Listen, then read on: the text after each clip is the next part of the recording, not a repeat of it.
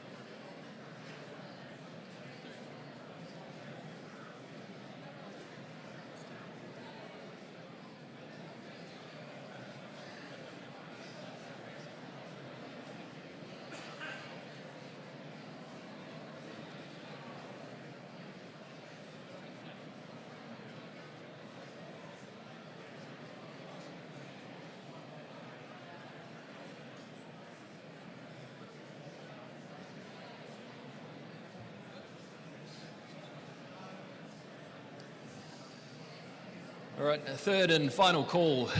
People down the back, if you could please come forward and take your seats. There are a few more seats at the front as well as the white ones at the back, and then we can make a start. Thank you to those that are already sitting, just a few more minutes.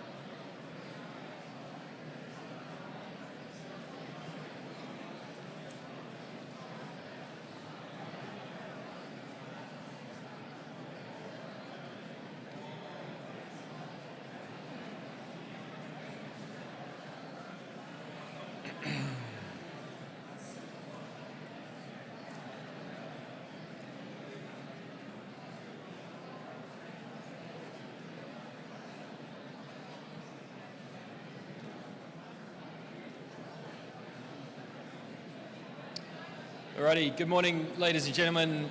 No mai, haere mai, ki te hui hui nei. Tēnā koutou, tēnā koutou, tēnā koutou katoa. Everyone at the back, there are a few more seats up the front here if you do need them. On behalf of the Ministry for the Environment, the Ministry for Primary Industries and the Ministry of Urban Development, Housing and Urban Development, welcome to all of you. And thank you to all of you for taking the time to come here, to travel here today and to take part in this important conversation. My name is Joe Stockman. I'm going to be the facilitator for this afternoon. Nowadays I work for the Ministry for Primary Industries. I started out life as a dairy farmer in a little town called Taupaki in southern Rodney. And so obviously I also still have an interest in the farm and still have quite a strong interest in this process. So it's a pleasure to be here today with you. My role is to keep this process moving and to make sure that all of your questions get answered. So what the process will look something like a couple of presentations and then about 45 minutes of questions and answers. After that, industry are running a meeting for industry members that want to hang around. There'll be a short gap between those two meetings. Just want to note some health and safety aspects. The emergency exits are just directly behind you on both sides of the hall. If there is an emergency, the sirens will sound or you'll receive instructions from wardens and they'll ask you to exit the building, and the assembly point is by the hangar. For those of you that know, that's where the aeroplane used to be. Toilets out to your left, men's and women's, and there's also emergency exits over there. And just one note as well, if you do have small children here today, just be aware of the lake, which is off to your right-hand side. That pretty much brings us to us. Just remember as well, if you do have any rubbish, there are rubbish bins on both sides. So obviously, MFE event, we want to be nice and tidy. At this point, what I'd like to do is hand over to the first presenter who's going to speak to you, Cheryl Barnes, who's the Deputy Secretary for Water and Climate from the Ministry for Primary Industries.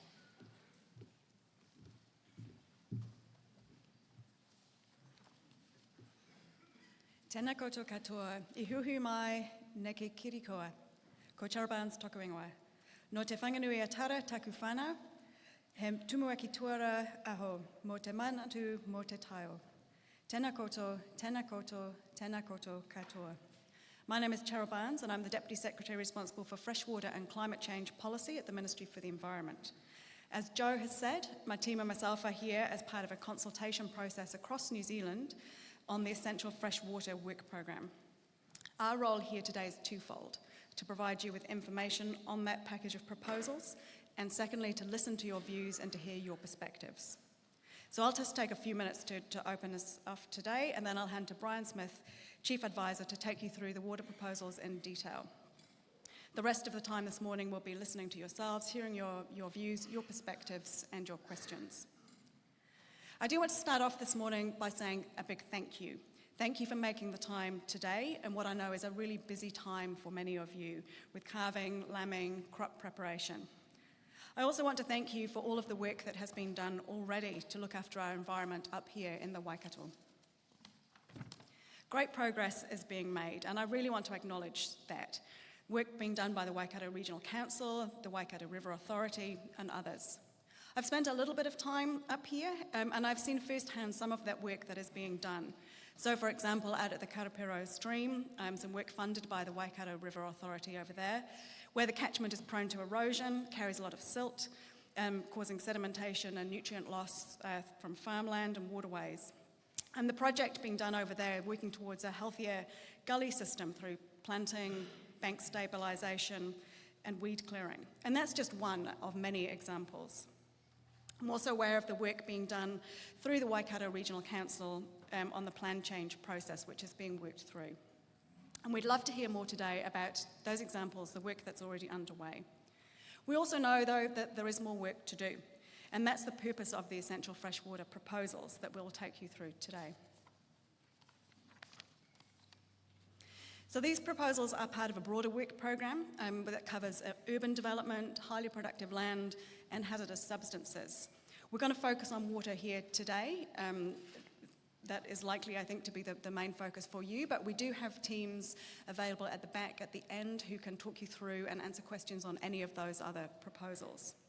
There will also be another public meeting back here in Hamilton next week.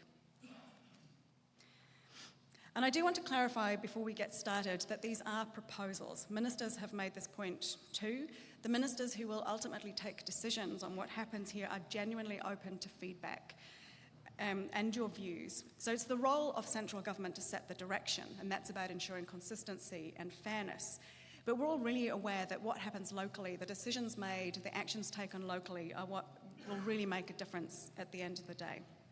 So we will take what we hear today, your questions, your comments, back to those decision makers as they consider all of that feedback.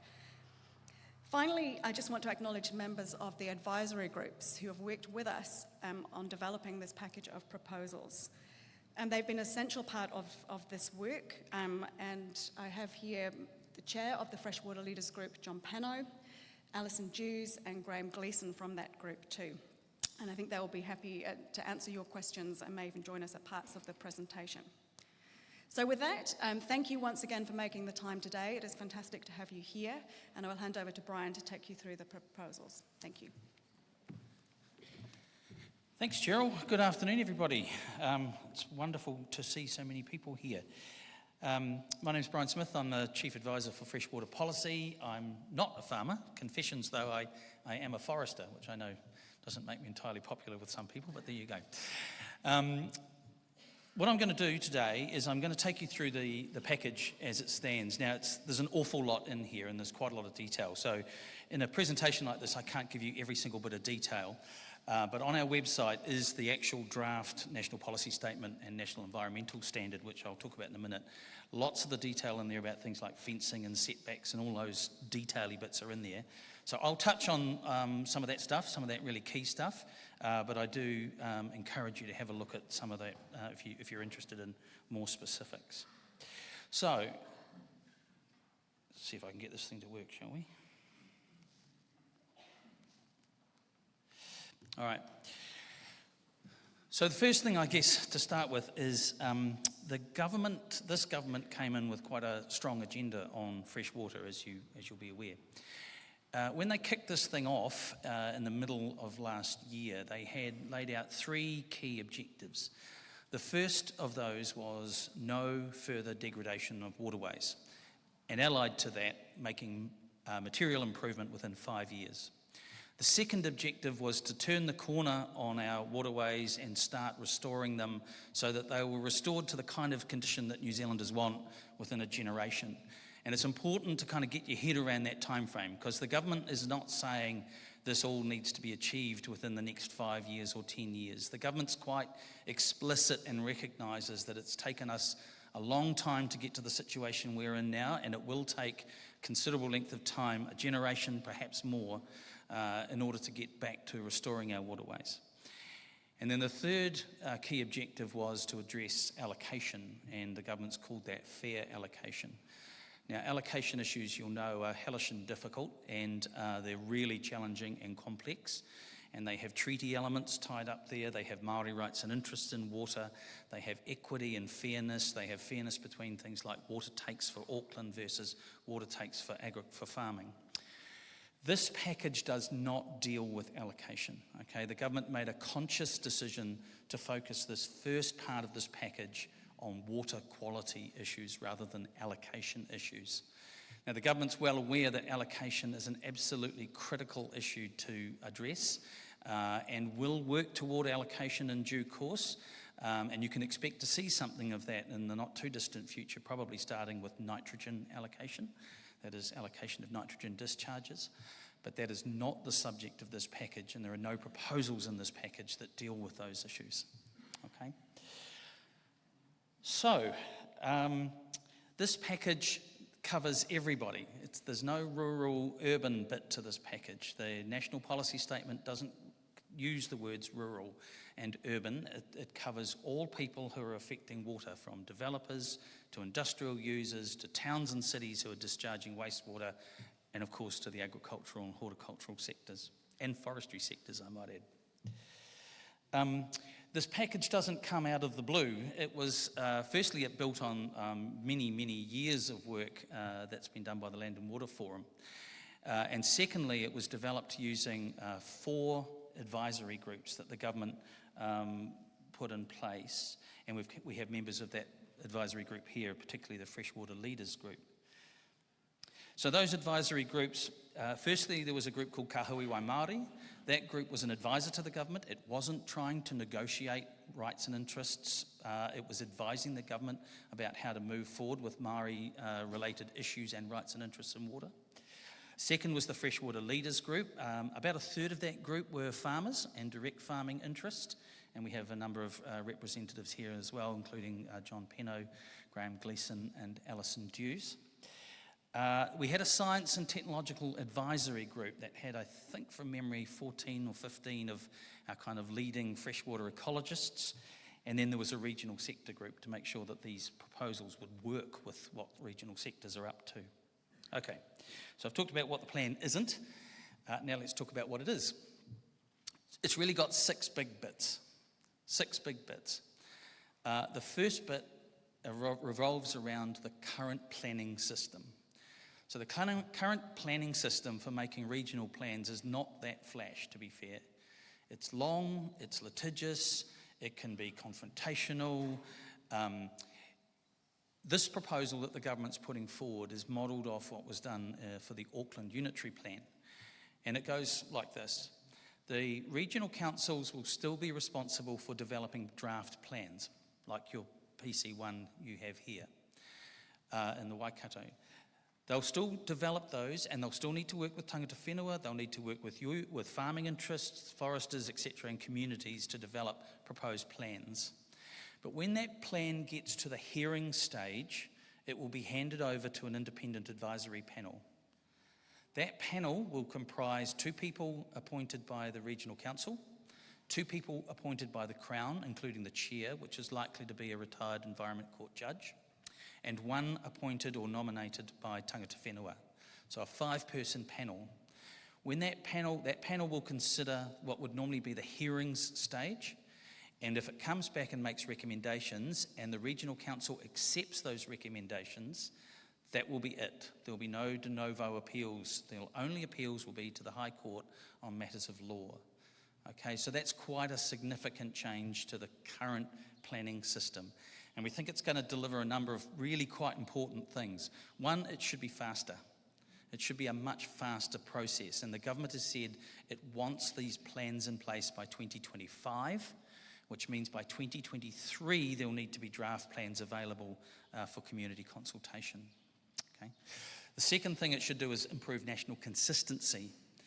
And it should improve the ability of people to participate in the process. No longer will certain groups, for example, keep their powder dry and hope to relitigate matters through the Environment Court. That pathway won't be available by and large. I should have said, if the council rejects the recommendations of the advisory panel, then those issues will be open to appeal in the normal way. Welcome, come and sit down. We've still got people coming in the room, which is great. All right, so that is a really quite important part. It's a piece of legislation, so it will go through select committee in the normal way, and it's an amendment to the Resource Management Act. So it's an RM bill, which we expect to be introduced very shortly. That's part one. Part two, doesn't matter, I do get faster, I promise you. Part two. Part two is about a new national policy statement. Now, a national policy statement is the mechanism central government uses to direct regional councils or local government to do certain things. And in this case, it's directing regional councils to lay out some new bottom lines for achieving ecological outcomes and water quality or ecosystem health outcomes. It's also directing councils to engage tangata whenua in a certain way and to report and measure in a certain way. Okay? There is an existing national policy statement, and many of those existing policies simply roll over. The government's not changing what is currently there. In this national policy statement are some of the big ticket items you may well have heard about. So in my view, people ask me, what are the big issues in here? And I think there are four. I think there are four big ticket items in this national policy statement. The first is this concept of te mana o te wai. Te mana o te wai can mean lots of things to lots of people, but in this context, te mana o te wai means, three things. It means you need to consider waterways holistically in their entirety, including the land that interacts with water, and from mountain to sea. You need to, tangata whenua need to have a significant role in the process, and councils working with their communities in Māori will need to lay out a long-term vision for their waterways. What do they want their waterways to look like? Now, we actually modelled this on the kind of thing that the Waikato River Authority and the council have done here in the Waikato, where you've laid out, in this case, an 80-year plan with a long-term vision, all right? So we're effectively, the central government's telling other communities to do the same process. The other key thing about te mana o te wai is it has a hierarchy in there of values, and the first value, the first right goes to the waterway itself. That's the proposal. That means you put the water first, then the essential needs of people, and then all the other things we want to do with water. Now, when we talk about te mana o te wai and putting the water first, it is not suggesting a pristine state. Nobody is suggesting that we're going back to some utopia where the whole land was covered in forest and farmers didn't interact with water and humans didn't affect it and developers didn't have an effect on water and cars didn't exist. All those things are real, and all of those things will continue to affect water. So the standards here are not aiming at pristine, but they are aiming at a considerable improvement on what we have at the moment. That's te mana o te wai in the National Policy Statement. There's three other big bits in here. The second is a swimming attribute. The proposal is that in places and at times when people want to swim, they should be swimmable. And that swimmable should be what's called the old A-band, a good quality of swimmable water. Now, that's going to be quite challenging to achieve. But councils need to identify their key swimming bathing sites and then work out a management plan over time to achieve swimmability in those sites. That's number two. The third is sediment. Now, sediment is an absolutely key contaminant of our waterways. and it has been absent in the existing national policy statement. So the government's proposing to add 2 so-called attributes, 2 bottom lines on sediment, and they are quite tough. They will take some time to achieve, but our analysis is that they are achievable largely using farm planning, whole farm planning. So we've had a look at this. We've had advice from Landcare, and Landcare has basically said, look, whole farm planning can achieve this, and that's addressing things like critical source areas, fencing, your practices around things like winter grazing, improving practice for urban development when urban development happens. These things are achievable without whole farm conversion, and I know the idea of mass conversion of whole catchments has been an issue in this area. So we can talk about that a bit later as well. So that's sediment, and the last one is something you may have heard about, which is a thing called the DIN, the nitrogen attribute table. So let me talk about that for just 1 second, and bear with me. I apologise. I know this is a lot of information downloading on you in a short period of time. The nitrogen attribute table builds on the current national policy statement. The current national policy statement has a couple of things. It has a minimum amount or a maximum amount of nitrogen in lakes, which is already a pretty tough standard, and it has an attribute or a bottom line for something called periphyton, which is slime. It's a plant, and so nutrients obviously fertilise that and they increase the growth rate of slime. Slime tends to choke off the habitat and also is not very nice in terms of recreational outcomes. So the existing periphyton bottom line is really tough in some places for nitrogen, okay?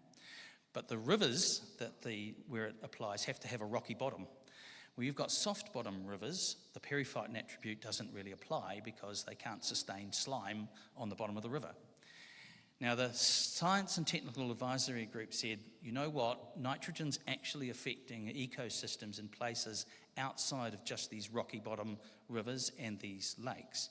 And about 27% of our rivers' lengths have got soft bottom, where currently the only thing that applies is what's called a nitrogen toxicity threshold or bottom line. So the proposal is to introduce a new table with a new bottom line for nitrogen, and that bottom line would be 1 milligram per litre. So I'm sure you've probably already heard a little bit about this. All right, so it doesn't apply, the existing periphyton would apply in many places, but that's the proposal. Now, the government has not put its coin down and said this is its preferred position. All right, the government is open to a range of views on this, and including things like what options could apply in certain geological or certain geographical areas. Okay, so we know we need to do more analysis of the impact that this proposal, this possible attribute table will have, and we've purchased some of that analysis now, and we're working that through as we speak. So the government won't be making any decisions on this table until it has that new economic and impact analysis available. All right, so that's the nitrogen attribute, and that's the national policy statement. Remember I said there were 6? I do get faster. Number 3 is there are new proposals around urban and wastewater operators. So I won't spend a lot of time on this because I know you'll want to get to questions, and this is, I get the sense this is a fairly agriculturally focused audience, which is fantastic. But this is just to say that urban and wastewater will have to up their game as part of these proposals as well. So wastewater operators will have a new national environmental standard. It will require them to report what's going on and to be much more transparent about the operation of those wastewater infrastructure. And it will also have minimum standards for things like dissolved oxygen and the amount of biological contaminants coming out of the end of those wastewater treatment plants. They'll also have to adopt a risk-based risk management plan where they identify what risks they're posing or effect they're having on the environment and what their plan is to address those. That will need to be signed off by a certified third party, and they'll need to be held to account for it. Okay, so I won't spend any more time on that. We can always come back to it, but it's important to get the sense that this is a package that covers urban and rural. The next one you'll also have heard a bit about. So the next bit of this package, part number 4, is a national environmental standard for agricultural practice. Right? So this bit of the package deals with things like stock exclusion and farm environment plans. This bit of the package would take effect pretty much immediately, but it would be phased in over a period of time. So can I just go back one step, and please forgive me, I should have said this at the start because it's absolutely critical. In terms of that national policy statement stuff, the bottom line for sediment, the bottom line for nitrogen, the swimmability stuff, there are no time frames set by the government for when those things need to be achieved. All right, there's nothing in the national policy statement that says you have to achieve these bottom lines by 5 years or 10 years or 15 years or 20 years. Those are decisions for councils with their communities to work through, okay? We understand that it could take a generation to achieve some of those. We understand it could take more than that.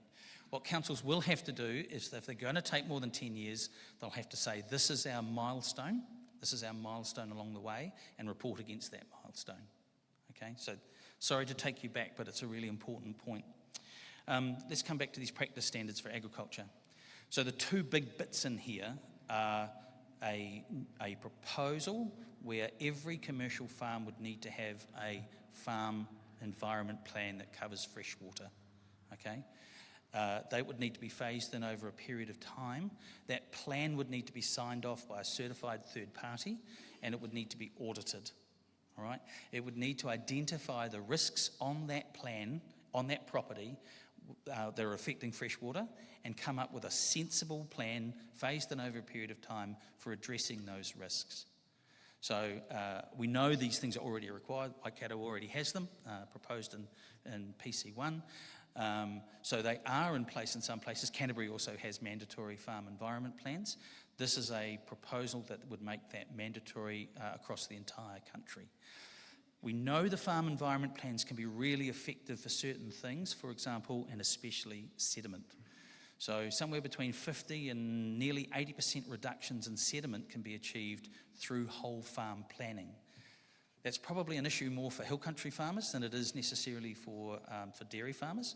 And for dairy farmers, we know whole farm planning can achieve something like 15 to 30% reductions in nitrogen, for example. So it's an important part of the puzzle. The second big bit in here is stock exclusion, and you may have heard about this.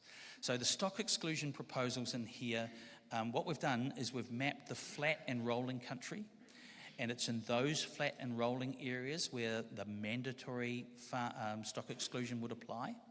It wouldn't apply directly in the hill country. I'll come back to that in just a second. Sheep are excluded, so it only deals with cattle, pigs, and deer, all right? The proposal is that every stream more than 1 metre wide needs to have stock exclusion. Not necessarily fencing, but probably fencing is the most likely. You can use a hot wire if you want. You know, if you've got a stream that likes to wander all across a floodplain, a hot wire might be a more sensible approach than putting in permanent fencing. The proposal is to have a 5 metre setback. All right? And the proposal is that if you don't have a 5 metre setback, is to move your fences back over a period of years. Now, we've had a lot of commentary on that, and I'm sure we'll have a lot of commentary on this room on that particular aspect of this proposal as well. For streams that are smaller than 1 metre wide, and for stock exclusion in the hill country, the primary tool will be that farm environment plan that I talked about before. So the farm environment plan will have to address stock exclusion. And, you know, we thought about how do we do this, and basically it's impossible from Wellington to come up with a sensible nationally set regulation, for example, stock exclusion in hill country. It just doesn't make sense. So the idea was to use a qualified, sensible person working with a farmer to come up with a sensible, common sense plan for each farm about where it makes sense to pursue stock exclusion. Also in this farming practice stuff. There's some stuff in here about putting practice standards on winter grazing, and then if you are outside of those practice standards, you would need to get a resource consent to winter graze. And there are a number of other proposals around minimum standards around things like feedlots, sacrifice paddocks, standoff pads, those sorts of things. All right? So where you meet the standards, they would be permitted activities. And if you are outside of those standards, you'd need to get a resource consent. So that's that package. There's also a proposal that all water takes above 5 litres per second would need to have telemetry, unless you don't have internet coverage in your area, and then it'll be a paper-based system as it is at the moment. So that's practice standards for agriculture. A couple more to go, and then we'll open up for questions. With the best will in the world, it will take some time to put these kind of proposals in place. So remember, objective number 1 was to hold the line, no further degradation of our waterways.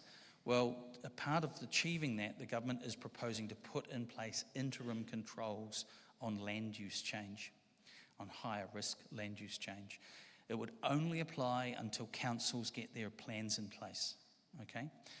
Once they get a plan in place that manages the collective effect on the environment, then these interim controls will drop away. And these interim controls, as I say, are on land use change.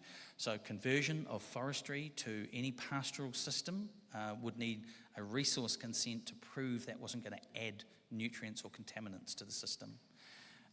Conversion to dairying would need to do the same. Conversion of pastoral systems to dairy support, expansion of irrigation, expansion of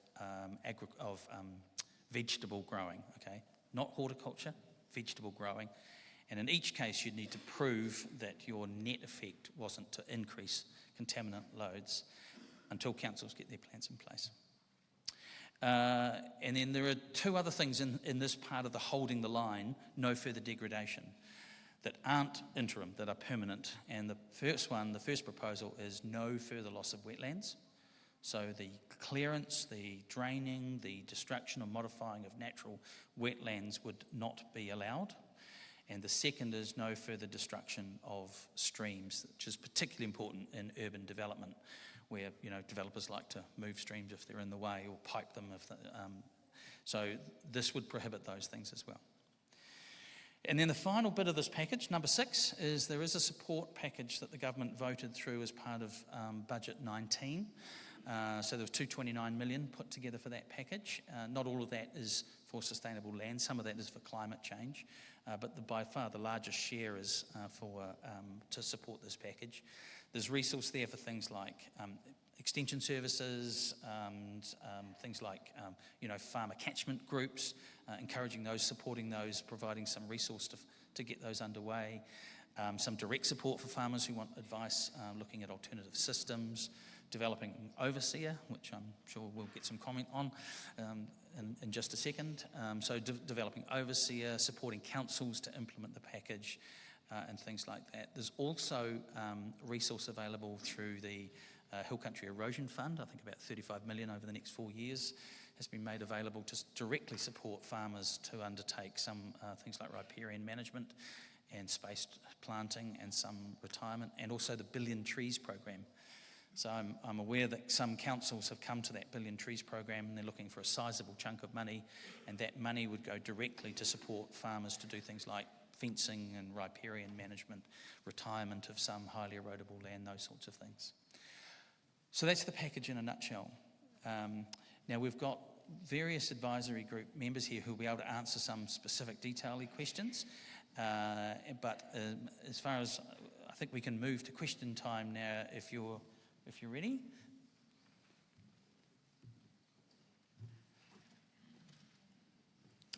Right, thank you, Cheryl and Brian. So as Brian said, we're going to move into questions now. Just a couple of things. Please keep any statements quite short and your questions concise. I know there's a few people in the room running in the local government elections coming up. It's not an opportunity to grandstand, so you can do that afterwards. So just keep them nice and short, and we've obviously got a range of experts here that can answer your questions. And we do have roving microphones, so the microphones are going to come around, and then we'll be able to answer your questions. Please do use the microphone, because we'll, right up the front here is our first one, because then everyone in the room can hear your question and the answer. So the first question is to the gentleman in the front here. Over here, sorry.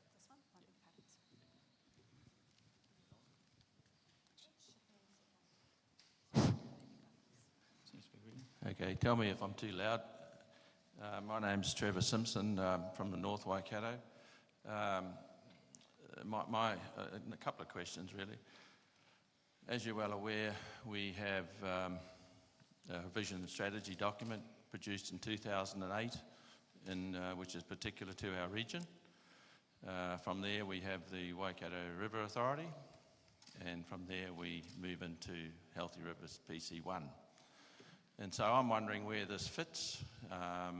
Does this now make our vision and strategy dead? Does this make the Waikato River Authority dead? And is PC1 has to start again?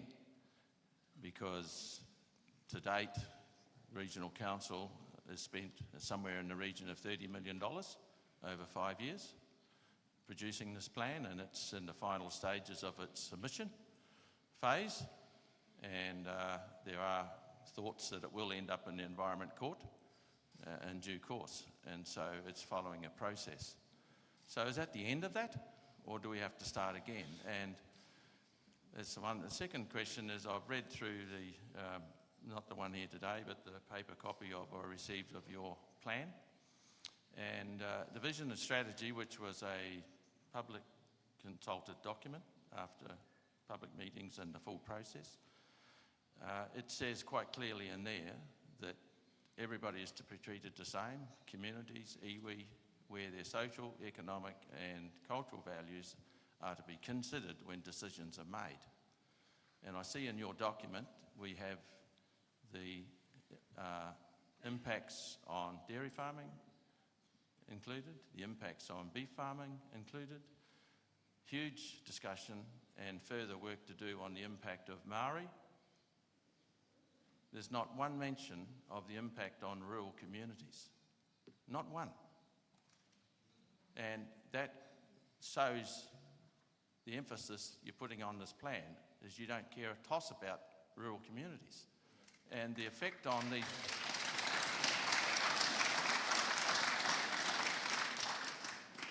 And so we have relied heavily on the vision and strategy document, which says quite clearly that everybody is to be treated the same on their social, economic and cultural values. What I believe that means is that if the rules are too tight, if the demands are too tough, if the timelines are too short, those principles have to be taken into account, because the vision strategy quite clearly says, one page in big fine print says rural communities must prosper. That means they've got to make $1. And this report has failed miserably, where it hasn't even got a section on the impact on rural communities. Thanks for that.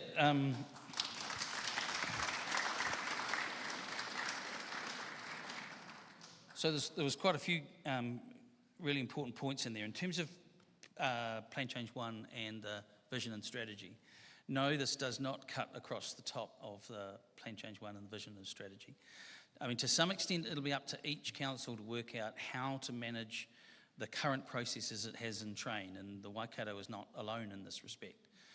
ECAN have got a whole range of processes in place, as does Horizons, as does Bay of Plenty, for example. What we'll need, firstly, we modelled the Te Manawa Tuai, the long-term vision requirements based on what's happened here in the Waikato. So not only is it not inconsistent, we've actually used that as our kind of model for developing this. So each council will need to think through its long-term vision, what it's currently got in train, what's currently been discussing with communities, then it'll have to make a few decisions. Firstly, it'll have to decide whether or not what it's currently proposing is a sensible step along the way to achieve that long-term vision. If it is, more power to them. They will carry on with those processes. If it's not, maybe they'll need to do some refinement. That'll be up to them. they might look at what we're proposing as central government in terms of a national environmental standard for, say, stock exclusion or for winter grazing. And they might say, you know what, we don't need to buy that argument here, we'll stick with what the central government is directing. But if they want to, they can go stronger. And in fact, my understanding of where your visions lays out a stronger future, or stronger bottom lines than what is being proposed in this document. That's my understanding of where that vision gets to, which is fantastic because this is the minimum standard set by government to apply across all of the country. If the council is not yet at the hearings stage for something like PC1, I know PC1 has gone through the hearing stage, the council will then decide whether or not it wants to carry on with the existing legal process, Schedule 1 of the RMA, or it might want to withdraw that plan and put it through this new proposed planning process that we have in this package. That'll be up to the council to decide how they want to rationalise that. All right?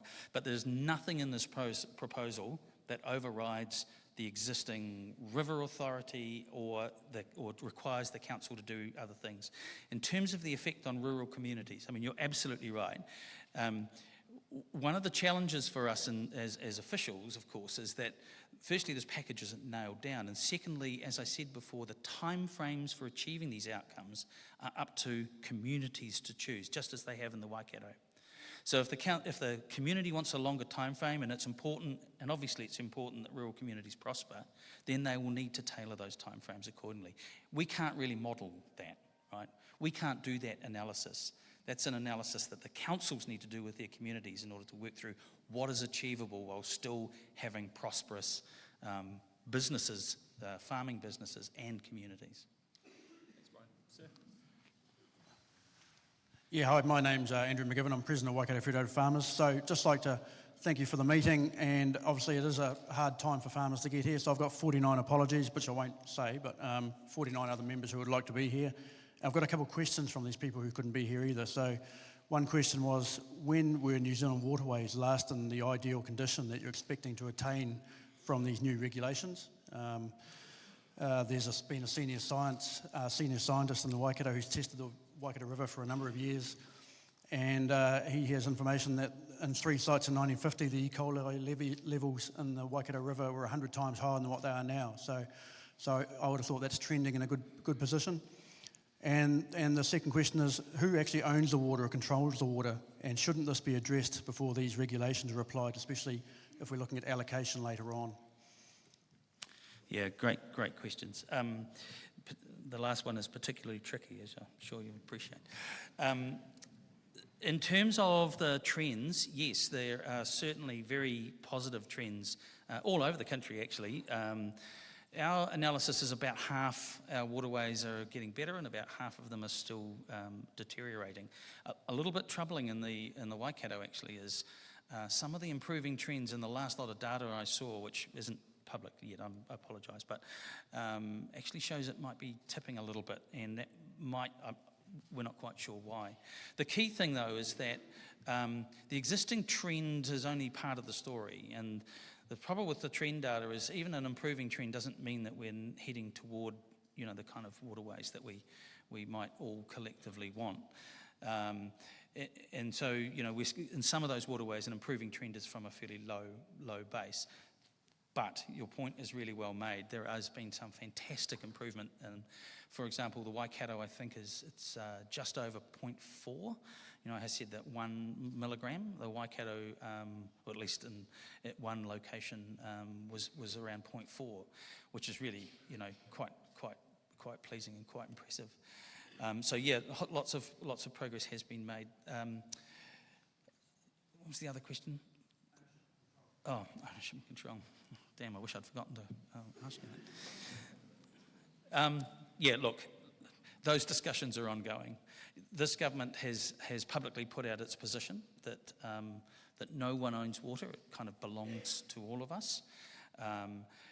So that was released in the middle of last year, but discussions with Māori and Māori groups are ongoing. And we know that the issue of ownership comes up there. But look, regardless of ownership, there is still the people are still using these resources, and they are valuable resources. So the issues around who gets to use the resources. This package kind of sets the sustainable level, if you like, how much of the resource, be it takes or discharge, that we can sustain in our environment over the long term. Who gets to use that? Those issues are yet to be progressed, as I said before. Thanks, Brian. Just if you do have questions at the back, please chuck up a hand and we'll make sure a microphone gets to you. Now just the gentleman over here. Thank you. Yeah, g'day. Stu Husband, from dairy farmer from Tauhei. Just wondering who's going to pay for the implementation and the ongoing monitoring of these plans if they come into force. Is it central government, seeing as you're setting the direction, or is it ratepayers? That's the first question. Yep. The second question is, I've struggled to find a Section 32 document that gives us a full financial breakdown, as Trevor said up the front, on the impact on all our rural communities. So how are you going to make decisions without that document? If there isn't one. I've seen a few little figures in here, but not a proper financial document. Sure. So as I said before, we still have quite a lot of additional impact analysis to do, particularly on that nitrogen number. Our analysis on the sediment number is quite comprehensive. We do, unfortunately, have a 400-odd page, it may even be slightly more than that now, regulatory impact statement, which is broadly the equivalent of the Section 32 analysis that would normally be done in a planning process. So there is a 400 and something page analysis of impact. There is a summary, if you can call it that, which is about 50 pages. It's all available on our website. So we do have that, but we appreciate that we have more to do with respect to this nitrogen stuff as well. Just as a matter of an aside, the reason why we haven't done that yet is because that came in really quite late from the Science and Technical Advisory Group, that recommendation. We knew they were working on it, but the actual recommendation came in very late in the piece. So we are buying that analysis as we speak. In terms of paying the plans, so there's two sorts of plans here. One is the Farm Environment Plan and the audit process around that. The proposal is that farmers would pay for those. Now, people, by all means, comment on that. We'd be interested in your feedback, by all means. And the second one is developing the plans by councils. Yeah, councils will need to pay for those plans. There is a small amount of money for government support, but it's pretty, in the grand scheme of things, it's pretty modest. But yeah, by and large, the development of regional plans will come down to regional councils, which is ratepayers generally. And but we do think that the new planning process should make a material difference to the cost of those planning processes. Sorry, sir. I'll just come to the next question. We'll try and come back to you, sir.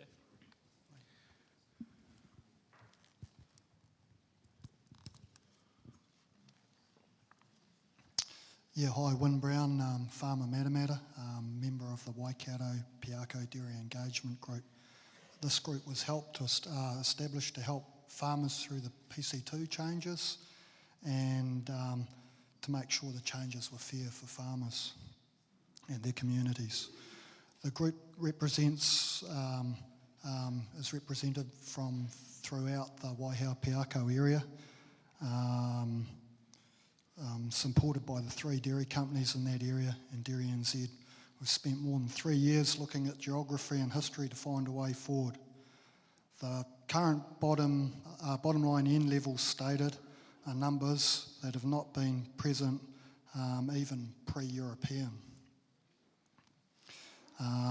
Have we missed some science, or is there some new science? As we understand, sediment was the main issue in the Waihao Piako, although acknowledge we still have some work to do on nitrogen.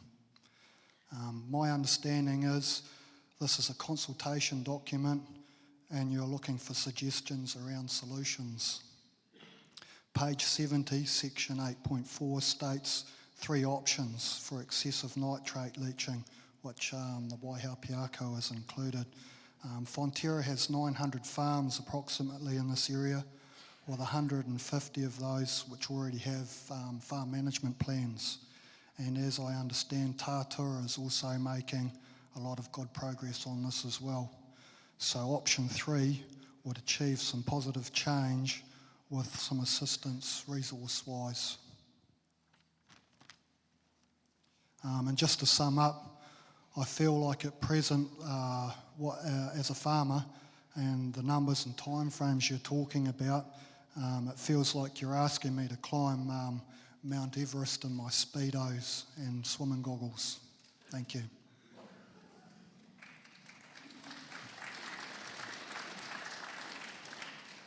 You've got a question right the way down the back? Yep, sir, yep. Yeah, Jason Barrier. I'm a hill country farmer, North Waikato. I just cutting back to one of Mr. Smith's comments that nobody is suggesting some sort of utopia where the land is covered in forest. So why then, Mr. Smith, in the very first report we see about these new targets from local government New Zealand, chaired by Vaughan Payne, why then does that report indicate that the best way of achieving these targets requires 68% of all of our dry stock farms to be converted to forestry? And my question to you is, do you think the destruction of the dry stock sector is acceptable, and why? Because I can still drink from my creeks. Yeah, thanks. Yeah, so we're aware of that piece of analysis, and my understanding of that analysis is basically the council said, well, what's the most economically viable way of achieving a sediment outcome? And in that case, they used tree planting, widespread tree planting as the mechanism, and guess what? It achieved the outcome. No surprise there. But there is nothing in this package that requires that. As I said before, the advice we've got from Landcare Research, which work collaboratively with other researchers, is pretty clear that these outcomes, these sediment in particular, are achievable using whole farm plans without the widespread mass conversion of hill country farming to forestry, to commercial forestry. And that would be through things like managing critical source areas, which are those areas where water concentrates and then it tends to run off and it picks up a lot of sediment and other things on the way through. So managing those critical source areas, wetland management, stock exclusion, maybe some retirement of some highly erodible land, and some intra-tree, widely spaced planting, those sorts of measures. But there is nothing in the advice we've got that suggests you need wholesale conversion of catchments in order to achieve this, and that wouldn't be a great outcome. That would not be a great outcome at all. So understand the point, understand the concern, understand that we've been down this path before in the mid to late 90s where we had a lot of conversions going on in specific areas. That's not what's being driven by this package. Oh, hello, Julie Bryan, defunct dairy farmer. I've been around and I actually can't believe that you guys are standing up there saying these sorts of things to us, because we have always looked after our environment ourselves. I'm here. And you've got that sign there saying to make Aotearoa, New Zealand, the most livable place in the world. We already are the most livable place in the world. Now, the problem I have is not that we don't want to help, but look around this room. Look at the age group and look at these people, and for years and years they've worked hard and they mind their own business. And there's always a few bad apples, but why aren't you going in everybody's gate and saying to those people, what can we do to help? How are you coping with this? Can you afford to make these changes? We don't feel as if you are, and it's really actually unacceptable. And a lot of these things in here, I see quite a divisive nature of what you're going to do between our societies. I see us as one world, one people. What we have to do is try and decide how we're going to live in it. But if you're going to actually divide us all up, and that is what it's doing up there, I really worry about this country. So what are you going to do? My question to you people is, how many of you have actually worked on the land? How many of you know how much it takes, how much it costs, and to ask us to undo and re-fence and do things, and then what's more, pay for it? And who's going to, the other question apart from that is, are you going to ask us, is who's going to oversee all this paperwork that you guys are going to create for yourselves? And is the money going to go into just a bloated CEO's package that, that becomes disconnected from their grassroots? And all the time, we are told that we've got the best water quality in the world. So I want to know why you're making it so extreme. The bar is too high. Thank you. Thanks for that. I'm going to make a quick comment, and then I'm going to ask John Penno to actually come up and have and kind of respond to that, because that really is getting to the very nub of these issues, right? I think the onus is on us to make sure that these farm environment plans, for example, which is some of that bureaucracy you mentioned, the onus is on us to work with the farming sector, with leader groups, and with processors, etc., to make these as absolutely useful as we possibly can. I was at one of these meetings in Timaru where one farmer said he has to fill out in 8 different places what his livestock is. We can't have that carry on, right? We need to make sure that these things add as much value both to your marketplace and to you as farmers and business owners as we possibly can. So that's just something that we need to take on board as a responsibility that we have. But John, I'll ask John Penno. John Penno is the chair of the Freshwater Leaders Group. I'm sure he's no stranger to many of you, but I'll get him to introduce himself. Thanks, John. All right. Thanks, Brian. Look, I'm not sure I'm going to answer any of those questions specifically, but I do want to make a couple of observations. It's been my role to chair the Freshwater Leaders Group. We haven't come up with the policy. We've been working along, a team of, I think 12 or 13 of us have been working alongside, providing advice into the policy group as I've developed their thinking. The first thing I'd say is that these things are not easy. They are very complicated. They vary catchment by catchment across the country. And there's no surprise, none of us should be surprised that we're sitting here having these debates because they're really difficult. I am involved in agriculture still. I'm heavily invested in dairy. I've got irrigated land in Tasman where we're doing horticultural developments, and actually, believe it or not, I'm just getting involved in sheep and beef again, irrigated land in Canterbury. So I certainly don't think that this is going to have some ending effect on pastoral agriculture or agriculture as we know it. I think that in making this is a process where where the government is asking for your submissions. And a couple of really important points in here that I hear in behind the questions that you're asking. What we need as farmers and as agriculturalists is certainty. This is a process that's come at the end of a very long period of kicking these ideas around. The Land and Water Forum went for 10 years and everybody was around the table for parts of it. Not everybody was there all the time, but we had industry groups, we had central government, we had local government. I'm sure many of you in the room went to the odd Land and Water Forum meeting. There were a lot of people involved. They came out with a series of reports, and out of that, they started the first freshwater national policy statement came along back in 2011. It was updated in 15 and again in 17, and now we've got it on the table again. Now, I think that's part of the issue. We need certainty and we need a comprehensive package that we can all agree to so that our regional councils can get on and agree what is going to be done, not have them change all the time, and having them locked in by 2025 so that we can all understand what our individual futures look like, what our industry futures look like, and can plan for that, I think is critically important. So what I'd ask you to do is do not, whatever you do, just try and stonewall this or kick it down the road, because all it'll do is it'll extend that period of uncertainty. I think it's really important that we do test the science, try and get the best, have this based on the very best science that we can, but then we want regional councils to lock it in, give us sensible plans, and then we can work. Then we know where we stand, and we can work towards that over the coming years. So that's an observation, but I encourage you to keep grappling with this because none of it's easy. We've spent the best part of a year sort of spending days and days on this, and everywhere you look, it's hard because there are catchments which are over-allocated and there are catchments that are going backwards, and water quality outcomes are not where we would have them be everywhere.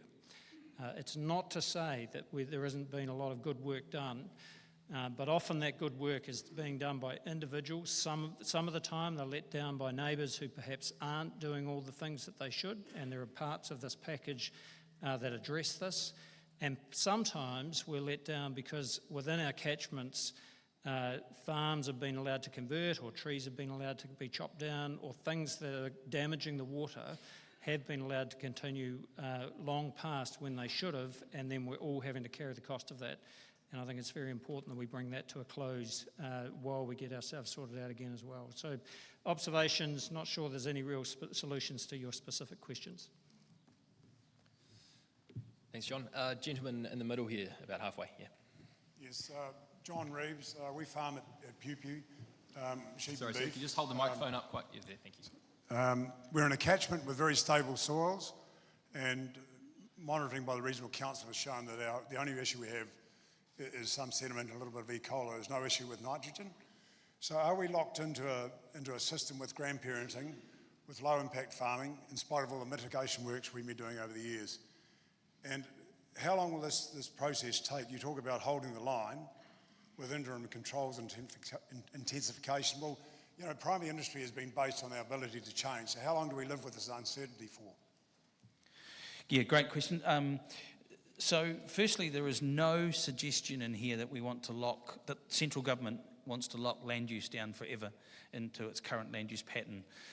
As you suggest, the ability of our agricultural sector to move and change land use is one of the kind of cornerstones of our system, and we certainly don't want to lock down the current land use in that sort of way. We'd expect these interim controls to last 5 years until councils have fully functioning plans in place. The proposals around intensification are interim proposals only, and I'd encourage you not to read anything into that in terms of what the long-term arrangements might be in terms of allocation and who gets what.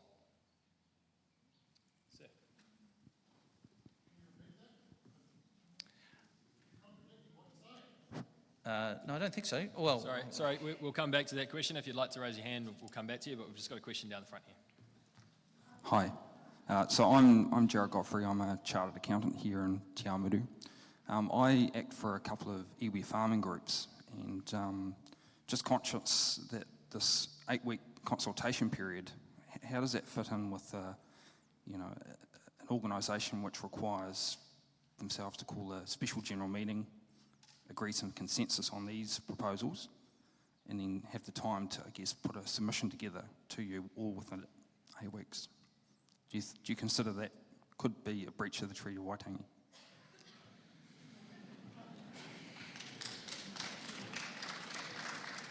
Well, all I can say to that is no. The government has extended it by 2 weeks, as you know. Yet they are complex and difficult issues, but you know the owners will, I'm afraid, have to get on with it. The ministers have made it clear that the 8-week period is, that extension is where they're at. Kia ora tātou, I'm Nadine Berry from the New Zealand Landcare Trust, and my question is around the clarification of whole farm plans, farm environment plans. I've heard farm management plans, sustainable dairying plans. There's a large number of names for these things, and there is a difference between a whole farm plan and a farm environment plan. Just wondering can you clarify that, please? Sure. So we don't want to throw away anything that's already there, and we certainly don't want to have multiple layers of plans that are doing more or less the same thing. As we roll this thing out, the intention would be to start with what is already in place and build on that if we need to build on that. So we would need to look at, I've seen the Te Aki plan, for example, and it seems pretty pretty damn good to me. You would start with that, and maybe you need to add additional guidance. So, for example, maybe the stock exclusion riparian needs some development, maybe not. So that would be the idea. We would start with the various material that's out there, and there's an awful lot of great material from just about all the sectors, actually. Got a question right down the back? Yeah, James Houghton, dairy farmer. Hey, couple of questions. One around my rates in the last 3 years have gone up 50%. If you're going to get urban councils to upgrade their water schemes or the wastewater, how can we ensure that we're not going to, as a minority voter, get lumbered with those costs? And another thing is, why does government continue to support Fish and Game with their colonial powers that they release trout that are a major predator of eels, and they also manage the duck numbers as high as possible for the purpose of the hunters, but those contribute majorly to E. coli? And has the environment done any work around what percentage of E. coli comes from waterfowl?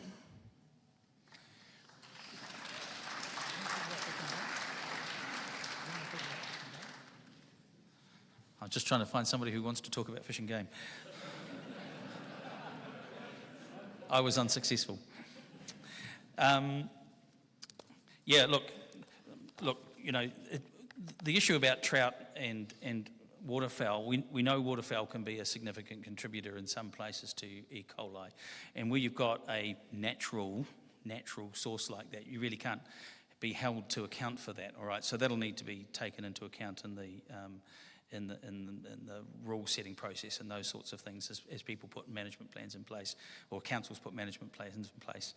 So you farmers can't be held accountable for the E. coli that's coming from waterfowl. I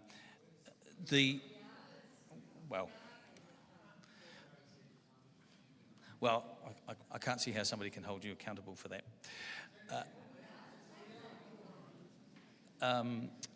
So what was the first part of that question? Trout.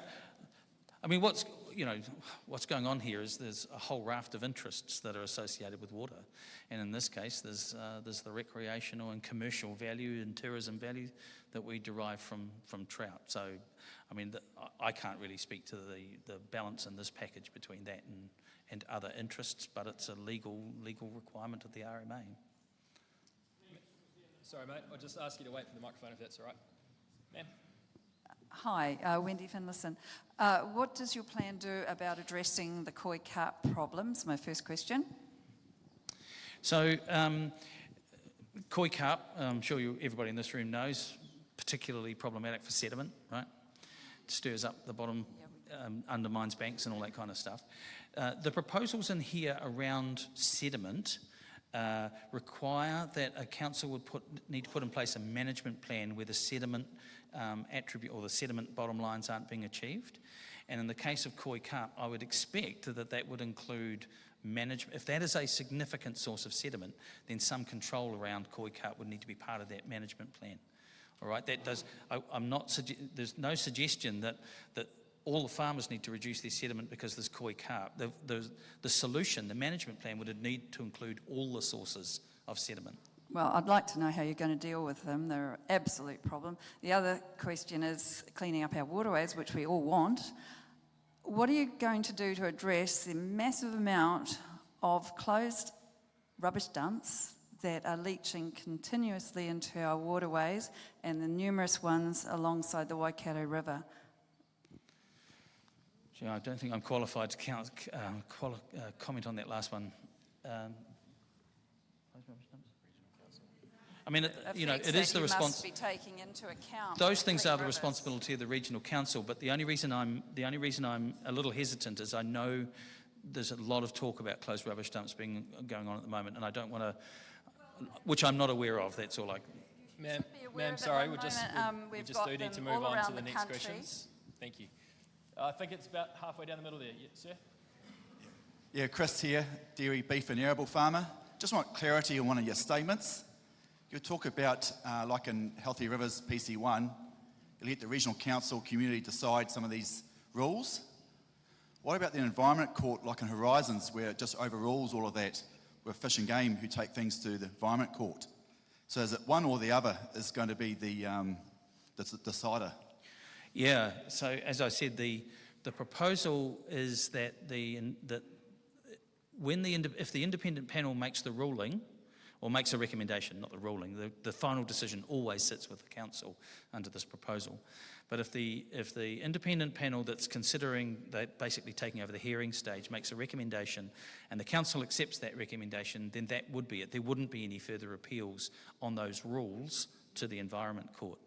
I think the Horizon situation may have been a little bit different because it was about implementing the existing plan.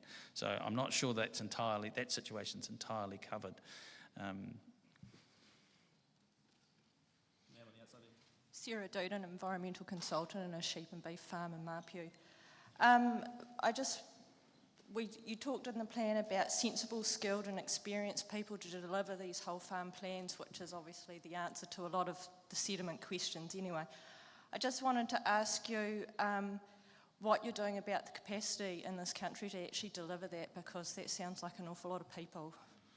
Yeah, so we've actually got the manager at MPI who's responsible for that particular part of the package, but she's looking at me saying, don't call me. No, it's all right, I can answer this one. Thanks, Kay. Kay Baxter, that is her name, by the way. Look, the budget package did provide some funding for that, so we've got a number of millions of dollars to develop that capacity and capability. The Waikato Regional Council, working with an ECAN and MPI and MFE to a degree, have developed a certification regime that would test the skills and competency, and that it might be a little commercially sensitive, but that's about to roll out very soon. And so we are conscious of the fact that we need to develop these people. Some of them are already there, but we do have the sort of systems in place. I see John Peno wants to have a quick word in answer to your question as well. John.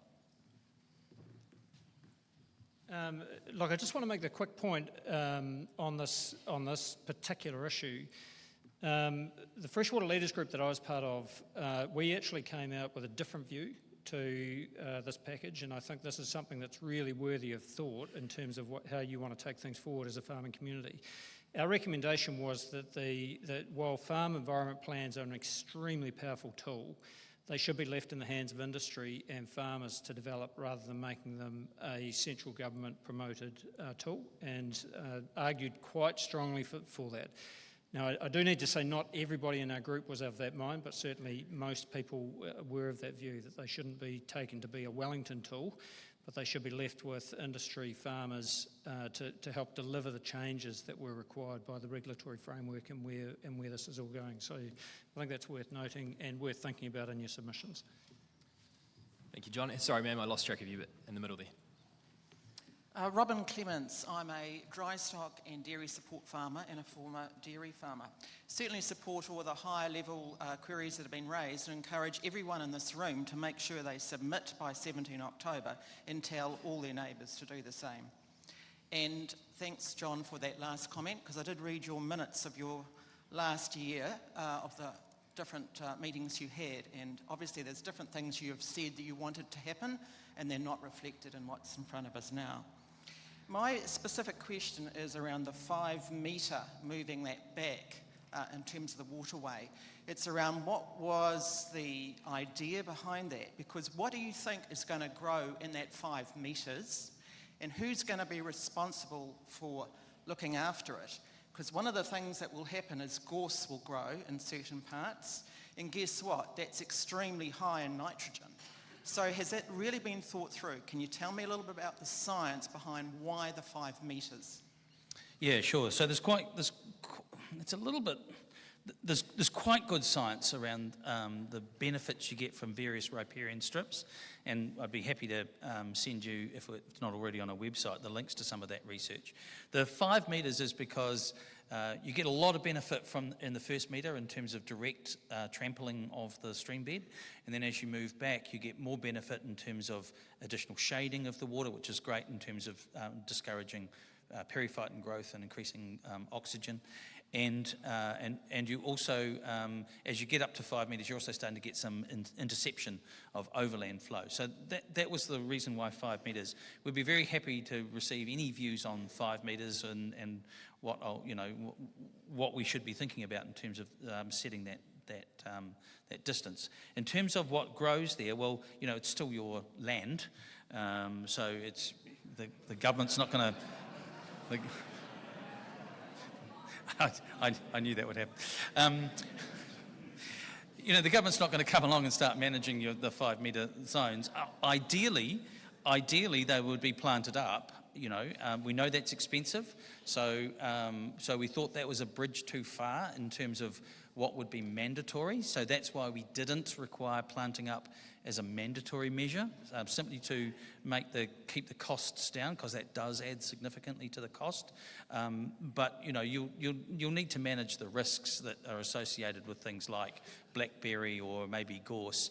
I'm not sure that the gorse in total in a 5 metre area is going to make that big a difference to nitrogen loads. Understand that it's a legume, but you've also got clover all through your pasture as well, which is a legume as well. So, the net effect of having a bit of extra, something like gorse will be pretty modest. All right, I think the microphone's over on the right-hand side here, ma'am.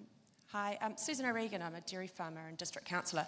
I just want to clarify whether there's any truth to the proposition that Minister Parker views this legislation as being his legacy, and in the event that we actually, in the event that we're encouraged to make submissions, as we keep being told that they're actually not going to be listened to. And I say that on the back of there being several community engagement processes in this environmental space, and I think I speak for some people when we say we're a bit submissioned out. And I guess if we're going to make this effort to try and be heard, can you give us some assurance that it actually will be listened to? Yeah, I certainly can. And I have heard Mr Parker directly speak quite passionately about this, that this is absolutely open for consultation, that submissions will absolutely be heard.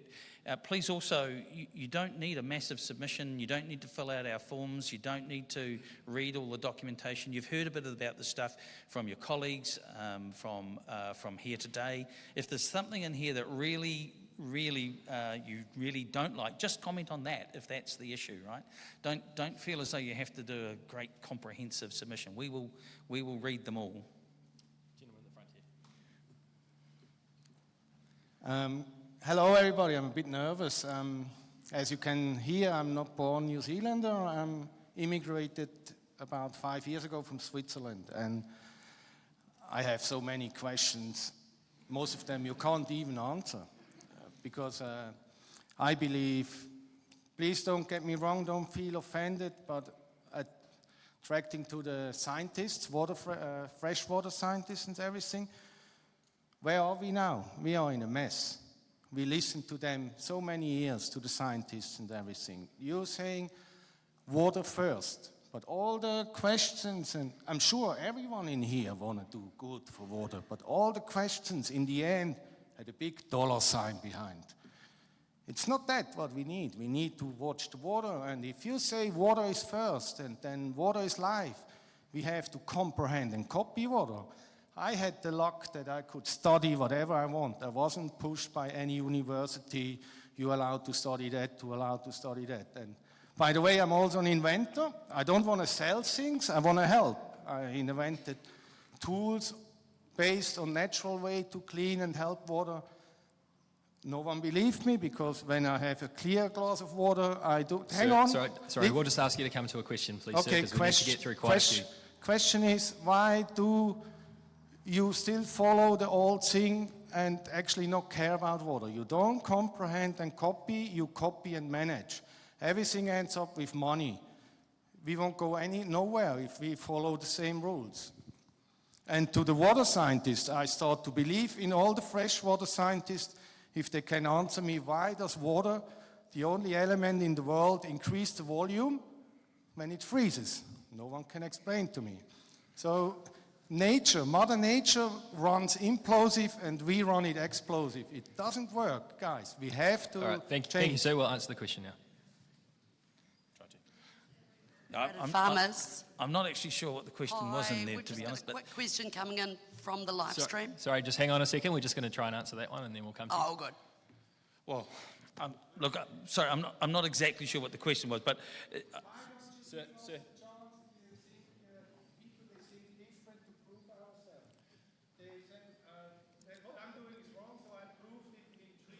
Sir, sorry, just because you don't have the microphone, no one can hear you. What I'm going to ask you to do is come and talk to Brian afterwards, and he can help you out with that.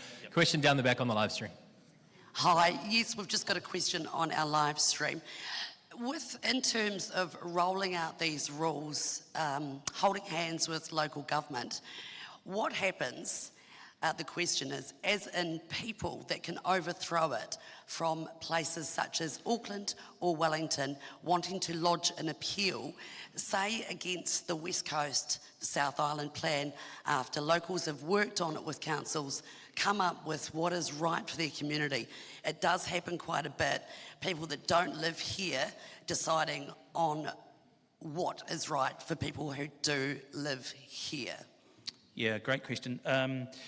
So there is no proposal in this new process to limit who can put in a submission on a plan, all right? And that has come up in other locations as well. But the regional council, the elected regional council, will still have the final say on the plan.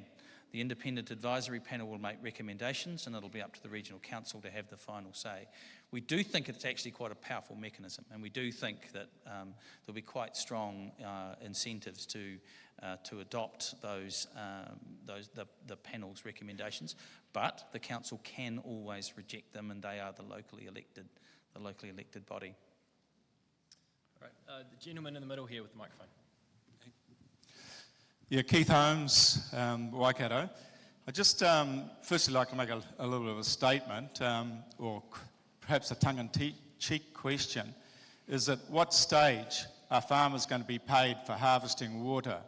Because the population in New Zealand is likely to be between 8 and 10 million by 2050, and then we are going to be desperately short of water. So that's a rhetorical question.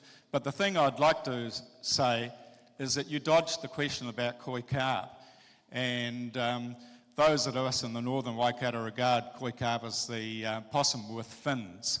They are incredibly destructive, and those of us who have been involved in the process are struggling to get regional council to get any traction in dealing with koi carp, because the government has given at this stage 76 million towards pest fish control, and can we get access to that? No. So the question to you guys, while this is a discussion process, what political tools are you going to give us to actually get government to front up where the real big issues are? Yeah, thanks for that. Firstly, I mean, I can't imagine New Zealand is ever going to be short of water. We have vast amounts of water resources in this country. It might be in the wrong at the wrong time of year sometimes. It might be in the wrong place sometimes. So there's water storage, irrigation, infrastructure issues to work through. No question about that. But we are one of the most blessed countries on the planet in terms of the actual water resources we have. In terms of koi carp, look, I can't answer your question about the 76 million or how do you get the regional council to move more effectively on that, but I can say that's a great topic to submit on, and we've captured that out of this session now. It's been raised twice, so it is something we'll give some more thought to. Thanks. Sue Edmonds, farming and science writer. I want to raise this to a slightly higher level. We've got the zero carbon bill going through, and we've got your water stuff going through. How connected are they? Because I am now involved in a worldwide group looking at regenerative farming. Troy Baisden at Waikato wrote an article about regenerative farming the other day, but other than that, we haven't heard a single word from MPI or anybody else about regenerative farming. And so much of what we're talking about could be fixed by that. Are we going to go on letting Balance and Ravensdown run the country?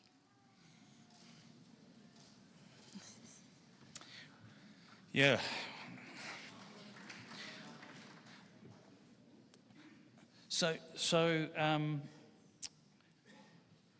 Look, I mean, agriculture will develop. There will be a place for traditional agriculture using fertilizer inputs, for example. I mean, that will continue as a system, but I think over time we will broaden out the systems that we operate, including things like regenerative farming. In terms of the linkage between this package and the climate change package, yep, we've given some considerable thought to that. And they generally move in the same direction, right? Managing sediment, for example, using things like selectively planting, wide tree planting of erodible land does store carbon.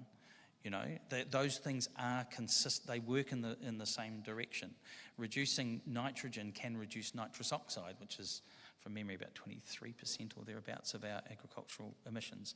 Those things tend to work in the same direction because the nitrogen, when it makes its way into the soil, you know, is kind of wasted to the system, and it either ends up in the water or it ends up in the atmosphere. So we have thought about those issues, and we did talk about the farm plan.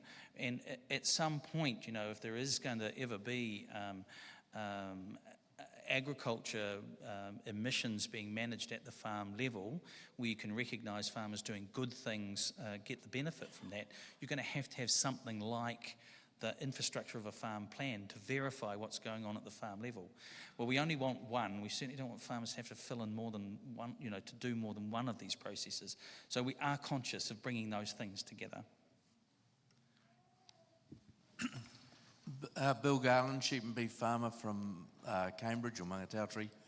An observation first off, and that is that the devil will be in the detail, and bureaucrats love to have numbers around something. We've done a fair bit of margin fencing and fencing around patches of bush, and the distance can vary along a stream from 2 metres to 25 metres. There's a whole lot of considerations you have to take into account. So what might be ultimate in terms of achieving the best water quality might not be ultimate in terms of the site that you're trying to build the fence on. The question I have, though, is that this is only one of the things that we're facing as a rural community.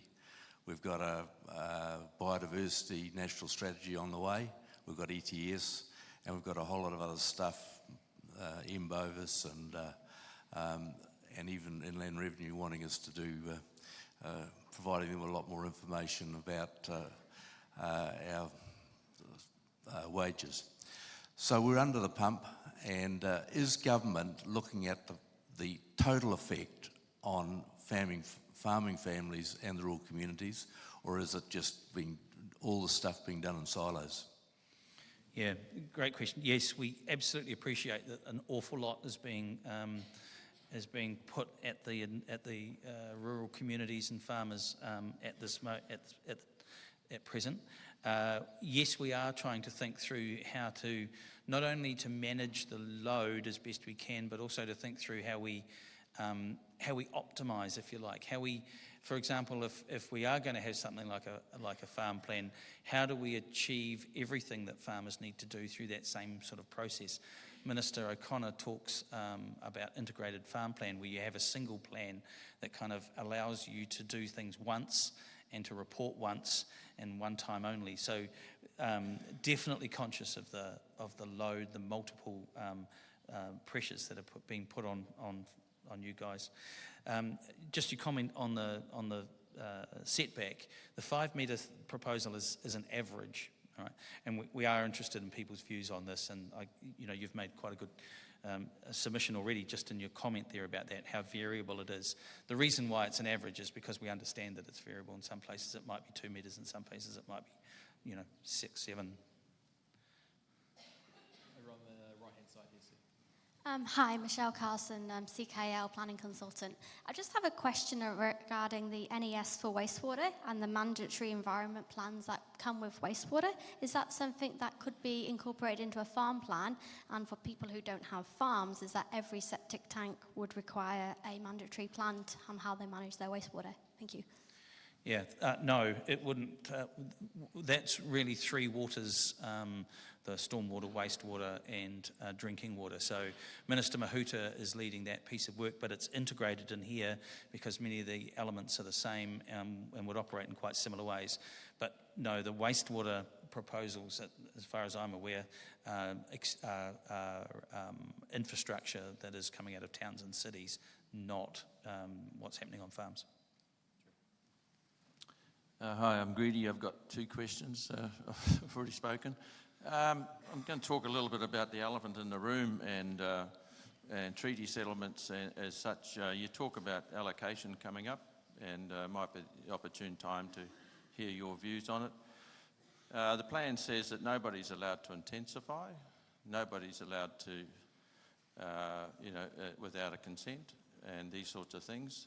And so PC1 from the Waikato Regional Council has a separate section on iwi-owned land and treaty settlement land where there's wriggle room compared to everybody else, and a significant amount of wriggle room. And so it bothers me that we're heading towards allocation, and yet some sections may be allowed to continue to pollute, and some sections can't. And also, where's the allocation come from? Are you going to rob Peter to pay Paul? Just where's all this going? Like, a simple thing would be to treat everybody as one. But that doesn't appear to be the case on the plans that we're dealing with. And so my question to you is, I know it's not in your brief today, but we don't get the opportunity to talk about this very much. Are we going to be treated as one, as landowners, or not? Yeah, so you're right, it's not in my remit to talk about allocation in this session.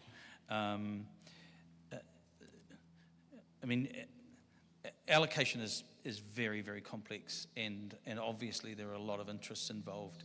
Existing landowners have invested capital, and they've done it so in good faith in a general rule, and they have a kind of an expectation about that. But you might say that other landowners who've got developable land who haven't polluted would argue, well, why are we restricted because somebody else happened to get in first, particularly if you're a Maori landowner and maybe you've only just got the land back from a treaty settlement process, for example. All I can say is that there are a whole raft of interests to work through. I can't comment any further than that, but I can assure you that nobody will come up with a proposal on, or the central government won't come up with a proposal on allocation without talking extensively to communities first, including the farming sector. The gentleman in the middle here. Andrew Archer, dairy farmer. A question of clarification. Are you planning on modifying or amending the Resource Management Act as it appears that you are to put the health and well-being of water ahead of the well-being and social and economic impacts on the people of New Zealand? So this is the Te Mano Tuai kind of hierarchy that's in the... no, so we're not proposing to change the Resource Management Act in order to do that. It's a national policy statement, which is an instrument of the Resource Management Act.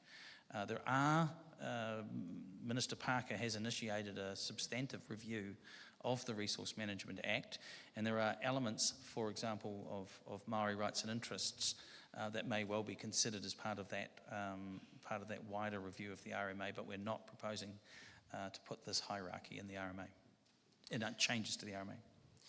So we will still have the right to appeal under the RMA, under what provisions you put in place here? You mean as a matter of law, on a point of law? Yes. Yeah, well, yes, you'd have the right to challenge something on a point of law, so sure. And I just have a statement regarding your view on PC1. We've, in the Waikato, been going through this process for a number of years now, and based on the science and the Section 32 reports that say that the impacts on our communities are going to be substantive, and we as a people don't necessarily agree with all the proposals that are put under there, and you're touting it as the do-all and end-all. We want balance for our rural communities. We want to be able to be both prosperous. We want our communities to thrive and survive, so we need to be able to have the right to have a say in this process, not just be told water and its well-being is first and foremost, everything else is second to that. That's not right. That's not fair to the people of this country.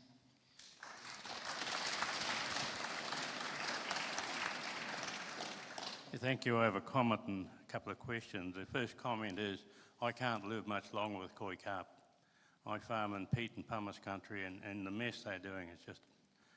I'm not sure actually whether when it floods, whether I have to account for the dead carp on my paddock and my nutrient budget. I haven't got that one worked out yet. I have a bit of a problem with dock and fish and game. We shoot a couple of thousand geese a year simply because fish and game introduced into the area and then walked off and left the problem. The question I have really is there going to be a farm management plan put on dock land and fish and game land? Because a lot of our problems come from that poorly managed land. They've got all this land that they just haven't got the resource to look after, and we pay the price. I mean, so we shoot 500 or 600 possums a year coming off dock land, 200 goats a year coming off dock land. That's the first question. They should come under a management regime as well. The second thing is, if I have to fence 5 metres on my drains, I'm effectively going to be ruled out of farming. If anyone knows my farm and knows the hundreds of kilometres of drains I've got, it's just not practical. So are we going to have the opportunity of using wetland disposal to take the sediment and nutrients out of our farm where it exits our property? Because I think that's a very viable alternative. Yep. The only problem is that Peter Buckley, for example, put in a wetland and it cost him nearly $40,000 for a resource consent from the regional council. So, you know, I think we need some practical alternatives. Thank you. Thanks.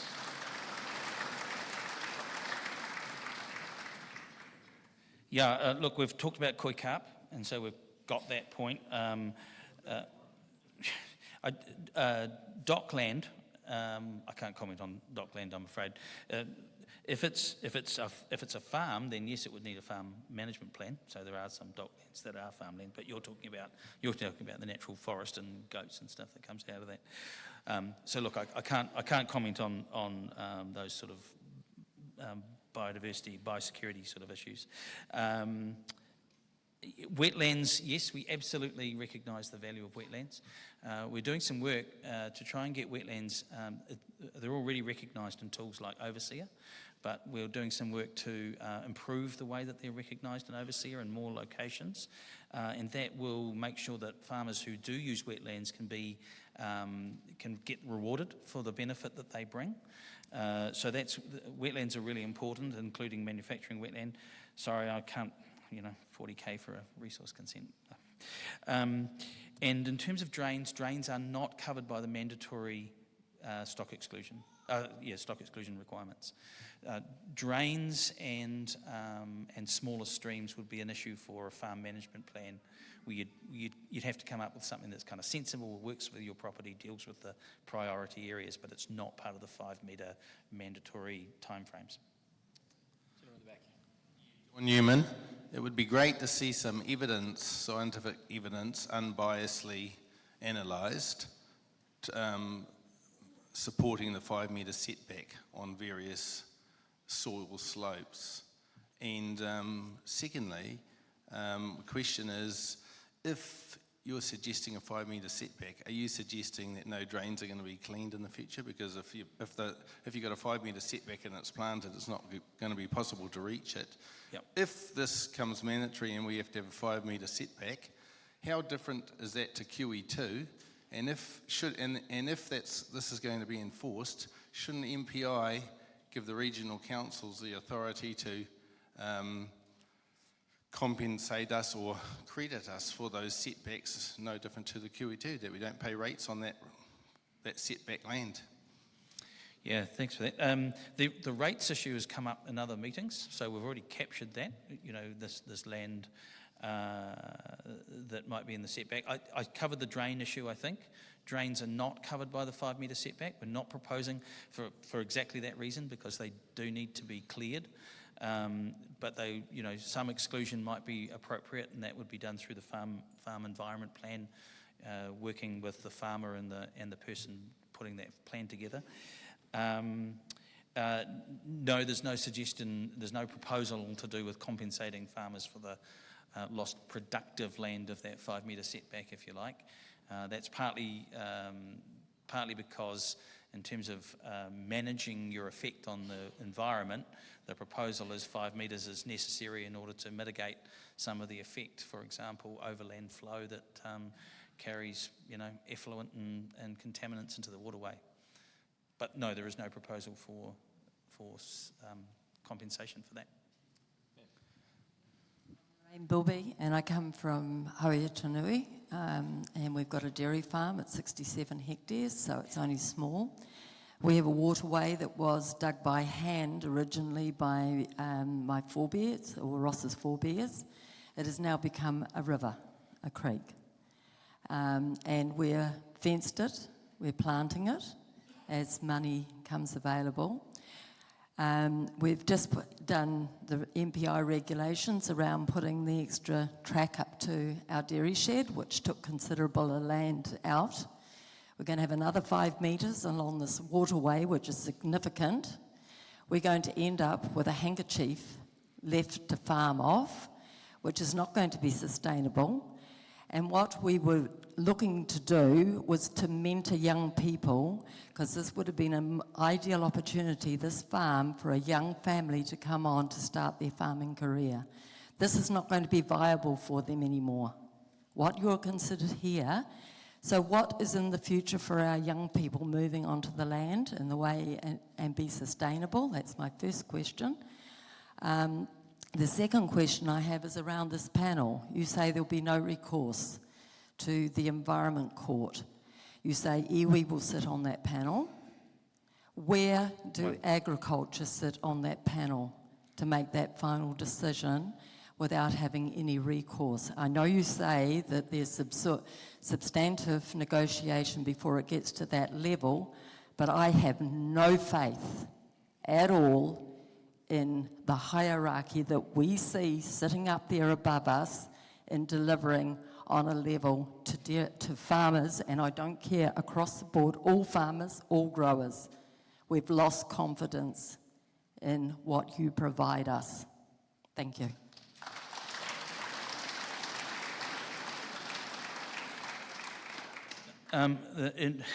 Firstly, in respect of the work you've already done and the stock exclusion, I'm assuming fencing you've already done, and planting.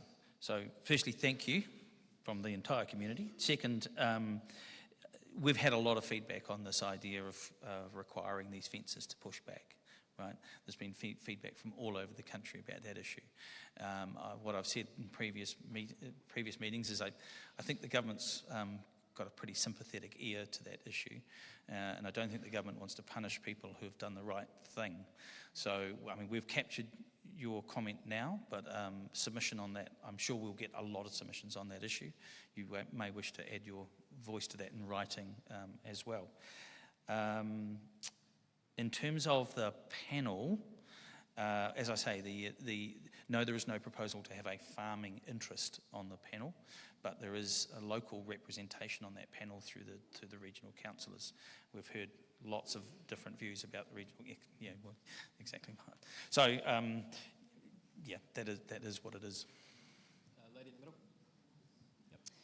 Dani Dark from Aria in the King Country. I come from a small community where there's 50 kids at our local school. Our community is heavily dependent on thriving, profitable sheep and beef farms. I agree with the lady up the front. I think this plan can be quite divisive, and I think that sheep and beef farmers are going to be some of the real losers in this plan. We're generally low impact farmers. I don't know a farmer around me that's not doing something to look after our environment. The question I have to you guys is, do you agree that this plan sets up low emission farmers to subsidise higher emitting farmers? And shouldn't land use be based on the natural capital of that land and not the existing use? Yeah, great questions, both of which really are allocation questions, right? So what this package does is set the limit on the kind of sustainable, the level of contaminant or drawing off of water that is a sustainable limit, and set some bottom lines for that. What it doesn't do is attempt to say who gets to use that, be it sheep and beef or be it dairy, or how you would allocate, be it some allocation method that's yet to be devised or grandparented or based on land use capability. All I can say is that all of those issues are live, and that the government does intend to come out with with discussion material about that, and won't be making any decisions on those things in this term of government. I didn't say that before, but the government has said that it won't be making allocation decisions in this term of government. So that's kind of where we're at. I might just, Graham, we've got Graham Gleeson here, who's also one of our freshwater leaders group. I might just get him up to make a general comment about the sheep and beef sector and how he sees this, because he is a sheep and beef farmer. He's walking slowly because I set him up for this, and he's collecting his thoughts, I think.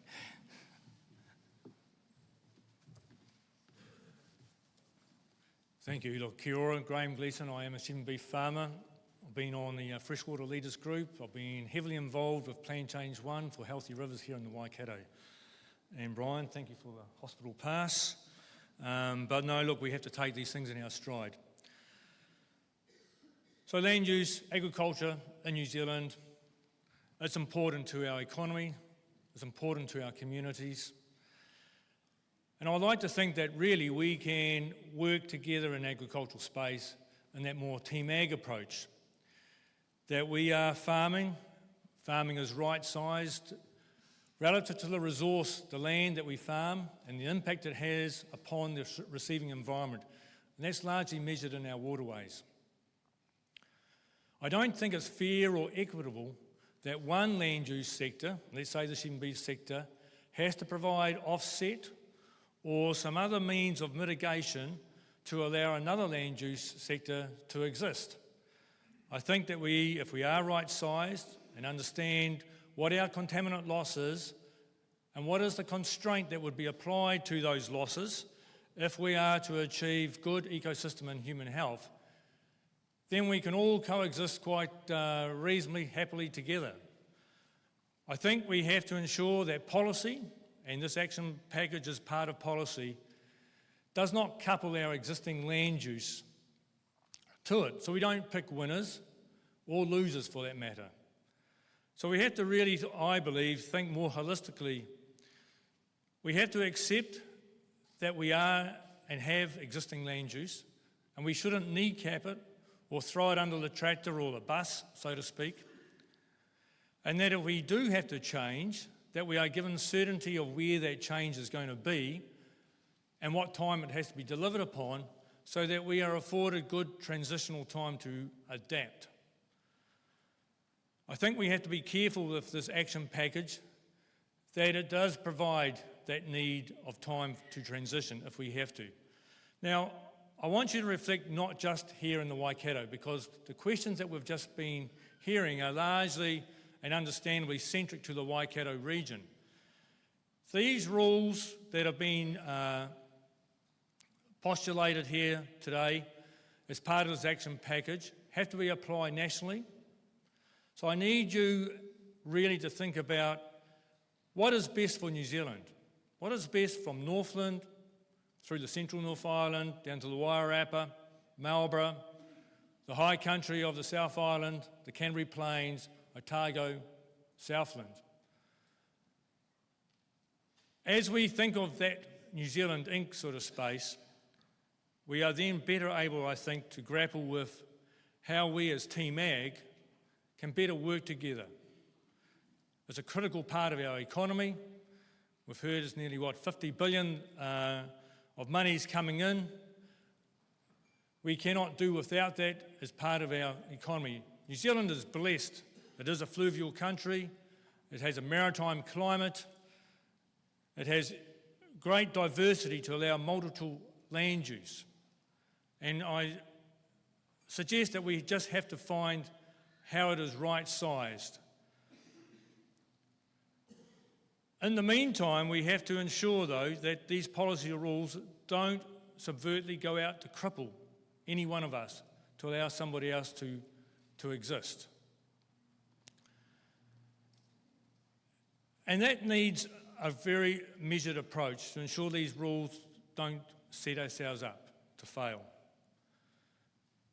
And so my close really is that while we are all submitted out, it takes a lot of work to go through in very short time to build up a comprehensive understanding of what we've been asked to submit on, the policies, to understand and then formulate a coherent answer and solution as to how it could be done better, that it is fit for purpose.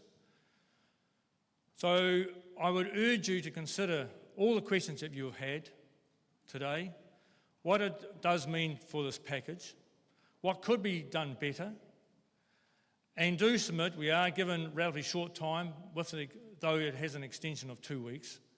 It is in the busiest time of our farming calendar, in the spring months. We are already stressed out with other things on our minds. The package, as I read it, does fail our rural communities, as it doesn't give them enough weighting. And so we need to ensure collectively together that we send a strong, powerful message back to the central government to do what is right for us, to do what is right for New Zealand. So thank you.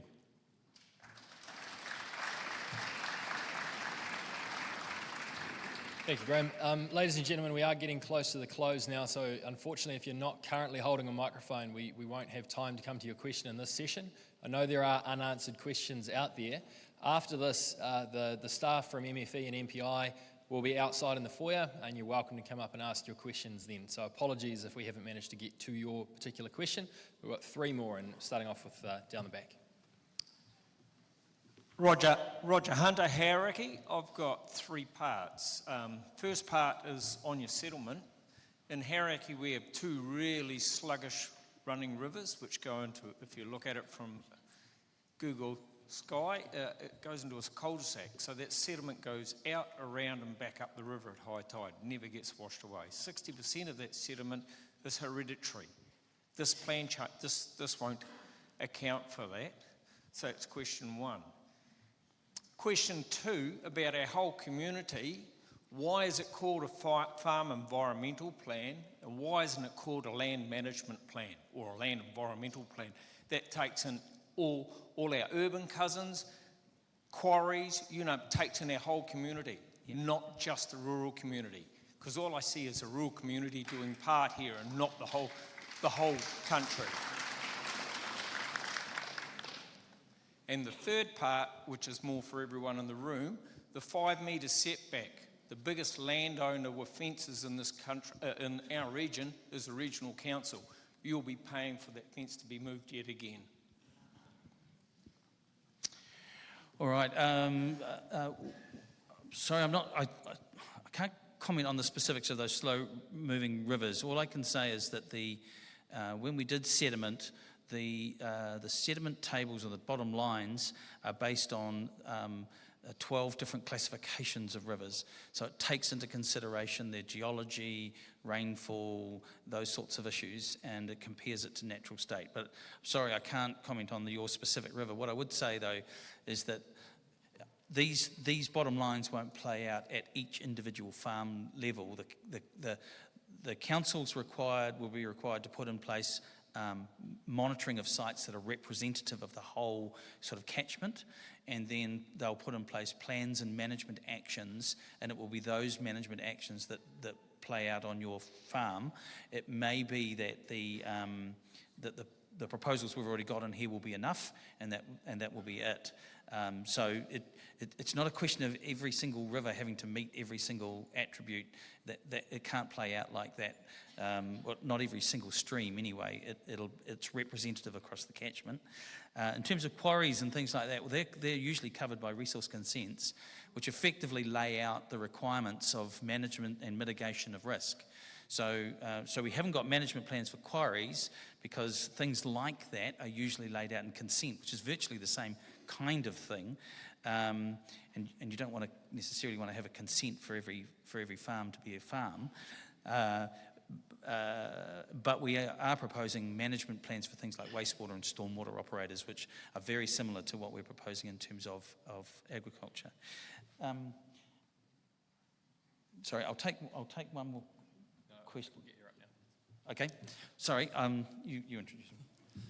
Sorry, we're just going to get a quick comment from Alison from the Freshwater Leaders Group. She's going to come up and just make a quick comment before we move to the last two questions.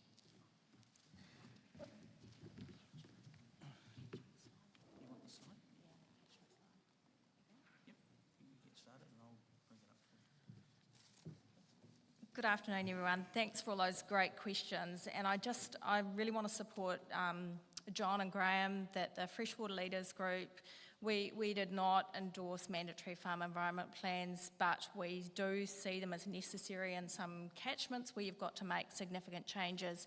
And you've also asked some really good questions today, especially around the nitrogen levels. Like, we're not actually going to be asked to go back to pre-European levels, but the 1 milligram per litre. And if you have a look at it up on the picture of the catchments across the Waipa and Waikato there's actually not that many catchments that are breaching that on the state of environment monitoring.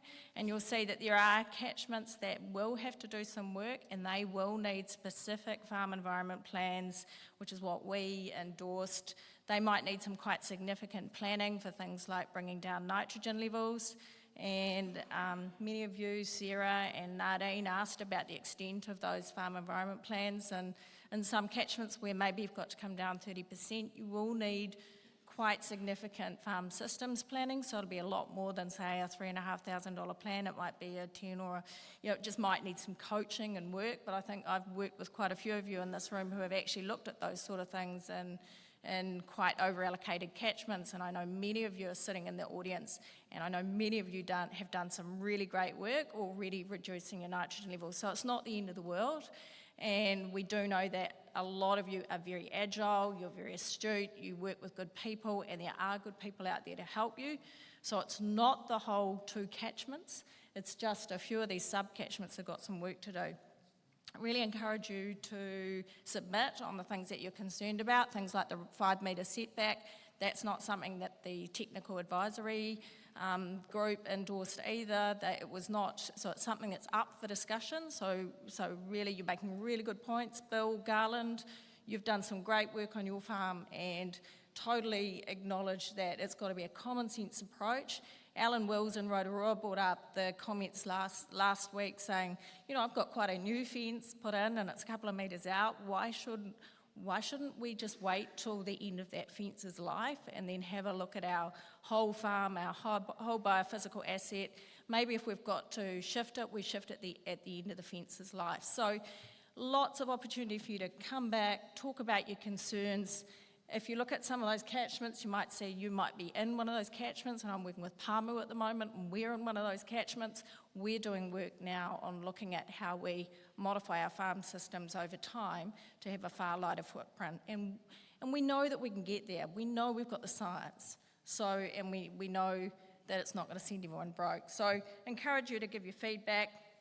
Some of you might have to do some work in some areas in terms of modifying intensive winter grazing if you've got a lot of it or over 10% of your effective area, but that's not all such a bad thing. And in a lot of cases where we're looking at modelling reduced intensive winter grazing, we're finding that the farms still can be more profitable with a lower footprint. And I think many of us have been talking about that for a decade or over that now. So give us lots of feedback, and things are open for discussion, and it's not the end of the world. All right, thank you, Alison. So we've got time for 2 last quick questions. So the gentleman in the middle here. So name's John Jackson. I'm a hill country farmer north of Raglan.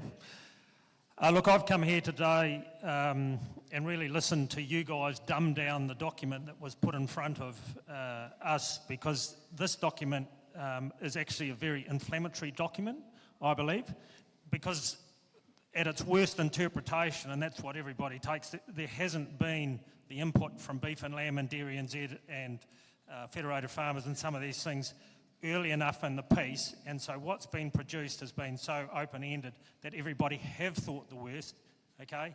And that's, that's left a lot of people with sleepless nights. And quite frankly, we don't have enough trust in you guys, and for obvious reasons. In August, Damien O'Connor was asked on Q&A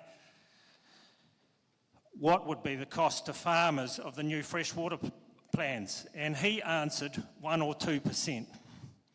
So I want to know how you're going to regain the faith of the farming community if our own Minister of Agriculture can't be honest with us and upfront. Thank you.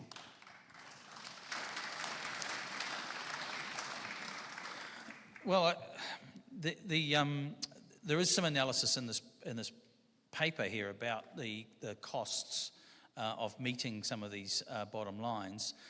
For hill country farming, as we said, a whole farm approach, whole farm plan approach, particularly if sediment is the issue. A whole farm plan approach with intervention spread out over, say, 10 years, possibly more. So you have a long implementation plan is and should be achievable. Sorry, I can't comment on the Minister's comments, but they sound broadly right in terms of the percentage of total expenditure that we had modelled in our package. And in terms of the input of beef and lamb, etc., we have had engagement prior to the release of this with beef and lamb to some extent, but it was limited, that is true. The government chose the path of using other advisory groups, and we got input through that, but this is the input process. This is the chance to have the input to that, to these proposals. Final last question. Martin Coop, I'm farming just north of Tamanui on a Class 6 hill country dry stock property. So I have a problem with sediment. That's my major issue. And I'm just interested in the intensification rules. At the moment, if I have a nitrogen leaching rate of, say, 12 or 13, and I decide to ditch some of my sheep and take on some bobby calves or change to cattle, and it moves to 15, will I be captured under these intensification or no intensification rules? Yeah, if you were picking up dairy support, you would. If you're moving to beef, you wouldn't. That's the short answer to that.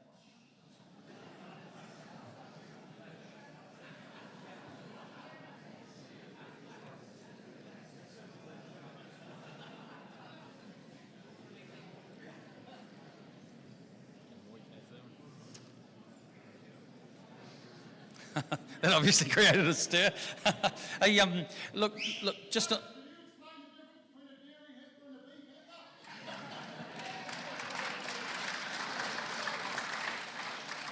Just on the issue of these intensification rules. So the Kahui Waimāori wanted a complete moratorium on all forms of intensification, any move to anything that increased either water takes or discharges. We felt that we couldn't deliver that, one, because it was really impractical. I mean, how do you do that in the short term? And remember, these are short-term interim measures. These aren't the long-term proposition. So what we have got is a series of rules which we think target the highest risk land use changes, which are the things that we can pretty readily measure. The alternative was to just leave everything open, with people knowing that there's certain things coming, and that just makes it harder for everybody in the future if you continue to extend and over-allocate the catchment. If you don't put anything in the interim, then you get more and more and more load, and all that does is make it harder in the future for people who are currently in these catchments in here that are red or orange to get back. So we just felt that was not a sensible approach. Better to draw a line under this for the time being, hold the line, and that makes it easier on everybody to kind of address some of these issues. So, yep, they're not perfect. I'm sorry about that, but by all means, we want to hear alternative views on them. All right, thank you, Brian. I'll just invite Cheryl to come up and wrap up. Thank you. Look, thank you once again for your time today. I noted at the start what a busy time of year this is for all of you, so I really appreciate you bearing with us and spending the time today. Thank you for your questions, all of them excellent and insightful, and we will, as I said at the start, take all of that back as part of this process.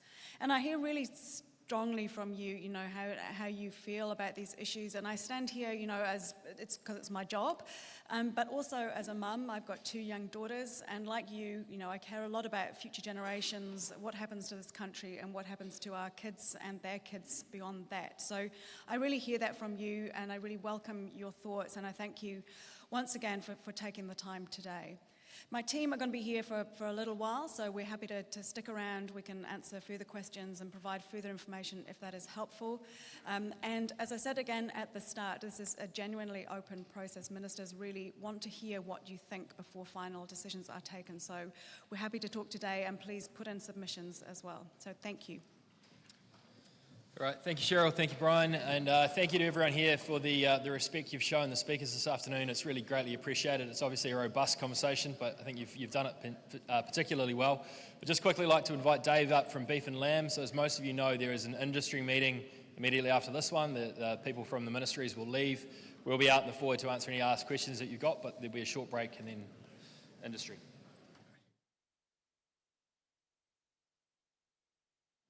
Look, we appreciate you guys are all busy, but we've got the hall after this where there's a bit of an opportunity for the 3 organisations, Federated Farmers, Dairy NZ and ourselves, to tell you a little bit about where we see some of the fishhooks are within the proposals, but probably most importantly is you've had an opportunity to hear from MFE this morning, and we're pretty keen to have your feedback about where you see the fishhooks in the proposal. So look, we're going to take a break for a cup of tea, grab a sausage roll, those sorts of things, but if you can stay for the after meeting starting in about 20 minutes time, we really want to hear your views. Thank you.